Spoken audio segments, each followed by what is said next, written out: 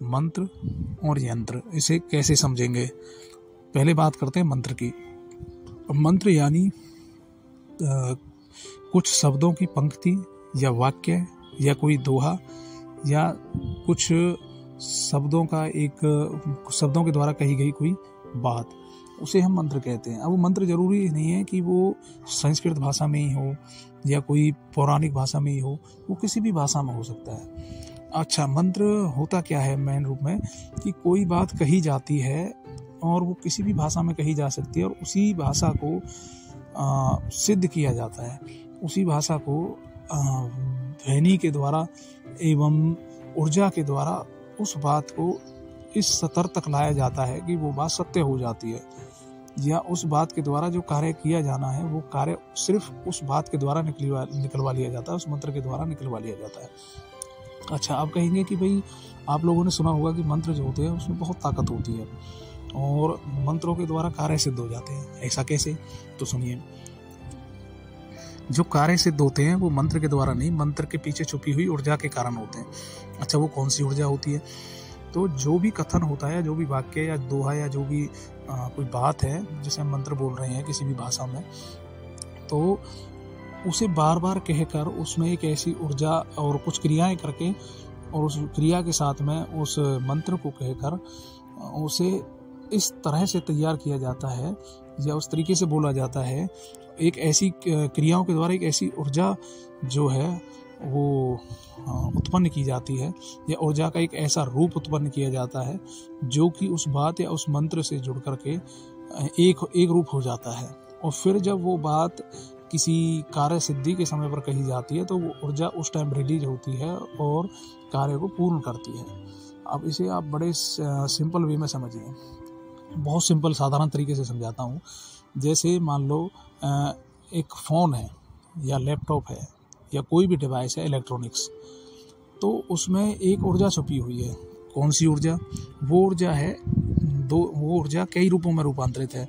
जैसे एक ऊर्जा तो ये हो गई कि उसमें आपने बैटरी डाली, बैटरी के अंदर जो इलेक्ट्रिसिटी है यानी कि वो भी ऊर्जा ही है, ऊर्जा का ही रूप है, वो उस पूरे डिवाइस को नियंत्रित कर रही है। अच्छा, दूसरी ऊर्जा कौन सी छुपी हुई है रूपांतरित होकर? वो यह ऊर्जा है कि मान लो आपने कोई कमांड दी और वो कमांड जो आपने दी, आपके कमांड देती वो कार्य पूर्ण हो गया, या आपने जो भी मतलब बटन प्रेस किया उसके दबाते ही आप जो चाह रहे थे वो फाइल आपके सामने खुल कर आ गई। तो ऊर्जा का एक रूप यह भी था कि आपने प्रेस किया और आपके प्रेस करते ही जो आप चाह रहे थे वही फाइल आपके सामने प्रत्यक्ष हो गई। तो इस तरीके से तरह तरह से ऊर्जा का रूप का रूपांतरण होता है। अब ये मान लो कि वो जैसे आपकी कोई वॉइस है और वो वॉइस आपको एक स्थान से दूसरे स्थान पर पहुंचानी है फ़ोन के द्वारा। मान लो आपने कोई रिकॉर्डिंग कर दी और वो रिकॉर्डिंग आपको किसी तरीके से दूसरी जगह भेजनी है, तो आप क्या करोगे कि आप उस ऐप को खोलोगे जिसके जरिए ये काम संभव है। तो उसमें भी एक ऊर्जा का एक दूसरा रूप छुपा हुआ है कि भाई वो नेटवर्क के जरिए या जो भी है सैटेलाइट के जरिए, जो भी इसके पीछे टेक्निक काम कर रही है उसके जरिए वो आपका मैसेज जो है वो दूसरी जगह पहुंच जाता है। तो ये भी एक ऊर्जा का रूप होगा, यानी कि आपका एक वॉइस जो है उसमें ऊर्जा जुड़कर वो दूसरे के पास वो आपकी वॉइस चली गई और उसने वो आपकी वॉइस सुन ली। यानी कि एक जगह बैठे बैठे आपसे जो कोई दूर बैठा हुआ है उसके पास आपकी वॉइस चली गई, आपका संदेश चला गया।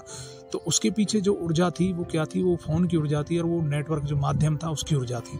इसी तरीके से मंत्र के अंदर वो ऊर्जा होती है, वो भी एक टेक्निक है, अलग टेक्निक है। जैसे विज्ञान की जो आप देख रहे हैं कि यंत्र बन रहे हैं, जैसे कि लैपटॉप हो गया, फ़ोन हो गया, या आपके वायुयान हवाई जहाज हो गए, या आपके जो व्हीकल हो गए, ये सभी यंत्र ही तो हैं।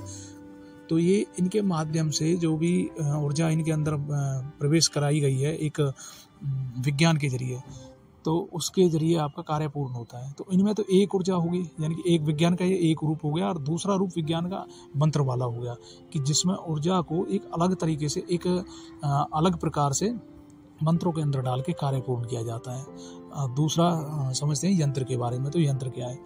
यंत्र ये है जैसे ऊर्जा के एक रूप में, यानी कि विज्ञान के एक रूप में तो आप देख रहे हैं प्रत्यक्ष यंत्र जैसे आपको दिखाई दे रहे हैं कि बाइक होगी, यह बाइक एक यंत्र है, फ़ोन एक यंत्र है, टीवी एक यंत्र है, रेडियो एक यंत्र है, लैपटॉप एक यंत्र है, वीसीआर एक यंत्र है, वायुयान एक यंत्र है, और जितने भी आप मतलब देख रहे हैं जो भी इलेक्ट्रॉनिक्स डिवाइसेज हैं या कोई भी मतलब कृत्रिम संसाधन जो आप यूज कर रहे हैं वो एक यंत्र के रूप में ही तो कार्य कर रहे हैं, वो यंत्र ही तो हैं।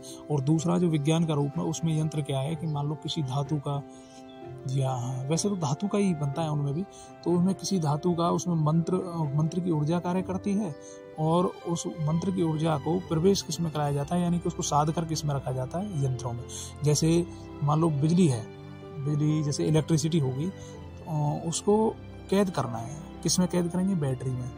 बैटरी में संजो कर रखी जाएगी और फिर उस बैटरी को किसी भी डिवाइस में डाल करके उस डिवाइस को नियंत्रित किया जाएगा, उस डिवाइस को ऊर्जा दी जाएगी और वो डिवाइस काम करने लगेगी। तो उसी तरीके से क्या होता है कि जब विज्ञान का जब दूसरा रूप कार्य करता है तो मंत्रों के साथ जो ऊर्जा जुड़ती है वही ऊर्जा को जब किसी यंत्र में कैद कर दिया जाता है बना करके, तो वो यंत्र भी चार्ज हो जाते हैं, वो यंत्र भी कार्य करने लगते हैं। और जो कार्य आप लोग चाह रहे थे कि इस यंत्र के द्वारा हो तो उस यंत्र के द्वारा भी होता है। लेकिन आजकल मंत्र और यंत्र, इन दोनों की विद्या मतलब एक रहस्य ही बन गई है, गुप्त ही हो गई है। और जो भी कार्य सिद्धि पहले इनके द्वारा की जाती थी वो अब शायद आप लोगों को दिखाई नहीं देती, सिर्फ इनका नाम सुनाई देता है।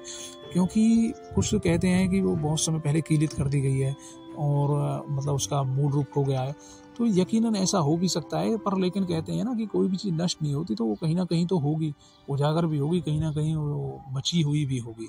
लेकिन ज़्यादातर क्या है कि जो वो विज्ञान का जो यह रूप है ये लगभग लोगों के बीच से गायब है।